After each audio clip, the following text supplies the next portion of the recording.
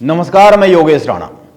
अभी कांग्रेस की भारत जोड़ो यात्रा दिल्ली में विश्राम कर रही है। यात्रा से जुड़े लोग आगे के सफर के लिए तैयार हो रहे हैं। इसी बीच पिछले 2 दिनों में 3 ऐसी खबरें आई है जो यह सोचने पर विवश कर रही है कि क्या कांग्रेस को लगने लगा है कि भारत जोड़ो यात्रा माहौल तो बना रही है, लेकिन यह माहौल वोट में बदलना मुश्किल होता हुआ दिख रहा है। और कुछ ऐसी तस्वीर बन रही है साथ में जो चिंता पैदा कर सकती है।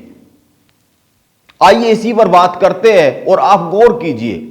पहली बात, राहुल गांधी ने दिल्ली में एक प्रेस कॉन्फ्रेंस की जिसमें उन्होंने बहुत सी बातें कही, लेकिन उनकी एक बात पर बहुत ही ज्यादा ध्यान दिया जाना जरूरी है। उन्होंने कहा बीजेपी को हराने के लिए विपक्ष को एकजुट होना पड़ेगा और कांग्रेस इस एकजुटता को लीड कर सकती है, क्योंकि कांग्रेस के पास एक राष्ट्रीय विचारधारा है, जबकि अगर आप सपा को देखें तो उनके पास राष्ट्रीय विचारधारा नहीं है, क्योंकि सपा का विचार केरल, कर्नाटक और बिहार में नहीं चलेगा।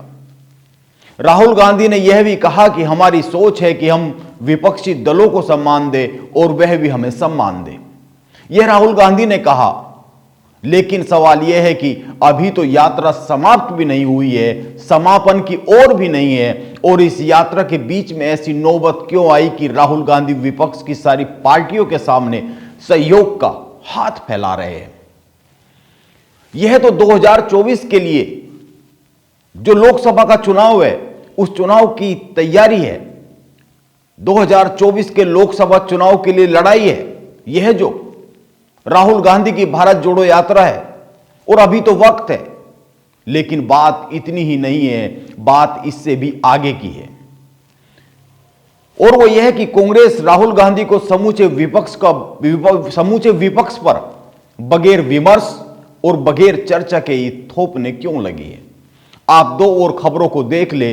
पहली खबर, मध्य प्रदेश में जो कांग्रेस के अध्यक्ष है, पूर्व मुख्यमंत्री है मध्य प्रदेश के कमलनाथ, उन्होंने कहा है कि राहुल गांधी 2024 के लोकसभा चुनाव में विपक्ष की ओर से प्रधानमंत्री पद के उम्मीदवार होंगे। उन्होंने यह बात पीटीआई को दिए एक इंटरव्यू में कही। और दूसरी खबर है छत्तीसगढ़ से। छत्तीसगढ़ के मुख्यमंत्री भूपेश बघेल ने भी कहा है कि 2024 के लोकसभा चुनाव में राहुल गांधी को प्रधानमंत्री पद का उम्मीदवार बनाया जाना चाहिए। और दिल्ली में प्रेस कॉन्फ्रेंस कर राहुल गांधी खुद कह रहे हैं कि कांग्रेस समूचे विपक्ष को लीड करने के लिए तैयार है,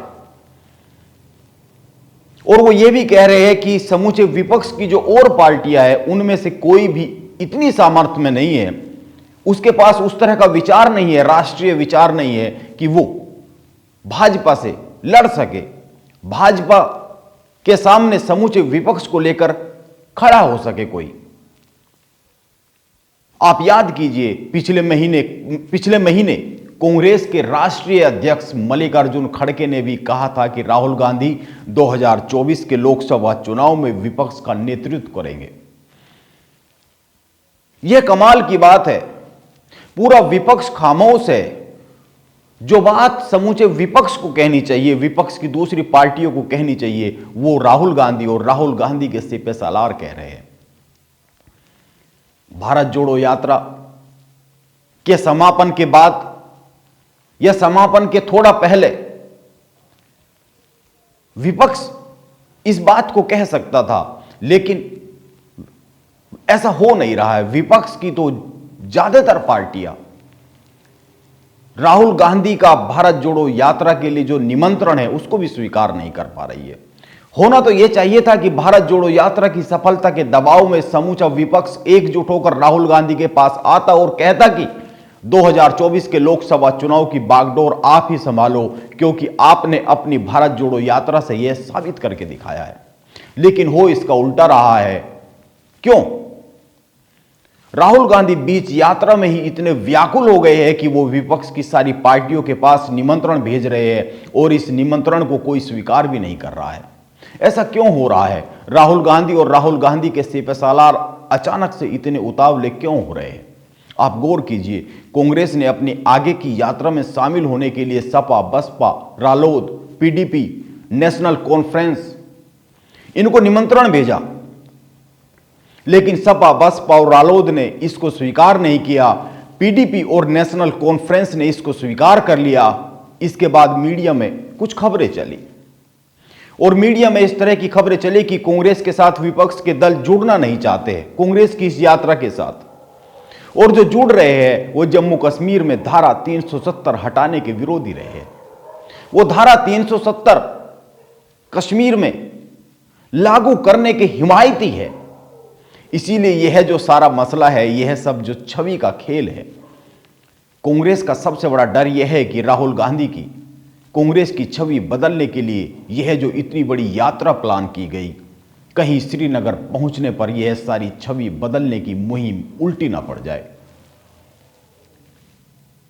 क्योंकि अगर श्रीनगर में राहुल गांधी की जनसभा में मंच पर राहुल गांधी कांग्रेस के अन्य नेताओं के साथ केवल पीडीपी की नेता महबूबा मुफ्ती और नेशनल कॉन्फ्रेंस से फारूक अब्दुल्ला और उमर अब्दुल्ला दिखेंगे और मंच पर अखिलेश यादव, नवीन पटनायक, जयंत चौधरी, नीतीश कुमार, मायावती, ममता बनर्जी, केसीआर, अरविंद केजरीवाल, जगन मोहन रेड्डी और भी विपक्ष के बहुत सारे नेता, विपक्ष के बहुत सारे चेहरे नहीं दिखेंगे, तो यह जो तस्वीर बनेगी वो राजनीतिक तौर पर जो देश में मौजूदा राजनीति है, उस राजनीति के हिसाब से यह चिंता पैदा करने वाली तस्वीर बन सकती है।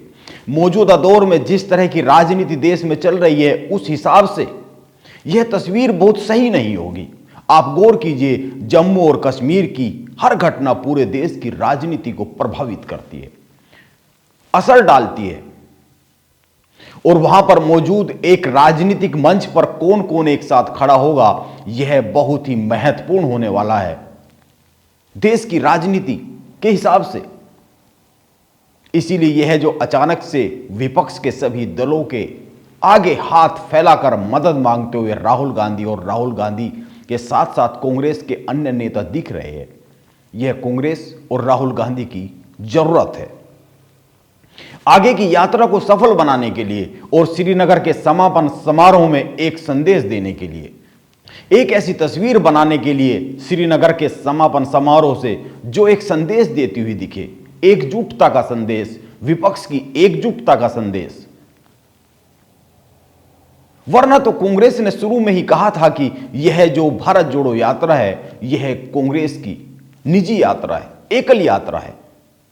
अब ऐसा क्या हो गया कि कांग्रेस की एकल यात्रा को समूचे विपक्ष की यात्रा बनाने की जरूरत आन पड़ी है और इस पर अचानक से बड़ी तेजी से काम होने लगा है। यह एक सीधी सी समझने वाली बात है।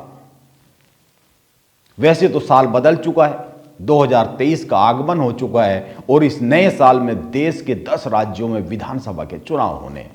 इसीलिए 2024 के चुनाव की तस्वीर इसी साल इन विधानसभा के चुनाव से बनने वाली है। अब देखना होगा कि जम्मू कश्मीर के श्रीनगर में राहुल गांधी के साथ मंच पर कौन कौन पहुंचता है। वैसे कांग्रेस नेता शशि थरूर ने एक बात कही है, वो बात मौजूदा समय में बहुत ही महत्वपूर्ण है। उन्होंने कहा है कि भारत जोड़ो यात्रा कामयाब रही है, लेकिन इस समर्थन को वोटों में बदलना एक चुनौती है। राहुल गांधी को 2024 के लिए प्रधानमंत्री पद का उम्मीदवार बनाए जाने पर नीतीश कुमार की भी प्रतिक्रिया आई है। उनका कहना है कि ठीक है, इसमें कोई बुराई भी नहीं है, हम लोग इंतजार कर रहे हैं, बाकी सब पार्टियों से बातचीत हो रही है, एक साथ मिलजुल कर बैठकर काम करने की जरूरत है, मिल बैठकर यह तय कर लेंगे। नीतीश कुमार सही बात कह रहे हैं, मिल बैठकर तय होना चाहिए। ये जो सब गोलबंदी है, ये जो विपक्ष को एकजुट करने की बात है, ये सब पर्दे के पीछे तब तक चलती रहनी चाहिए जब तक एकजुट होकर एक मंच पर अचानक से आ ना जाए। लेकिन कांग्रेस थोड़ा बेसब्र हो रही है और इस बेसब्री को समझना जरूरी है।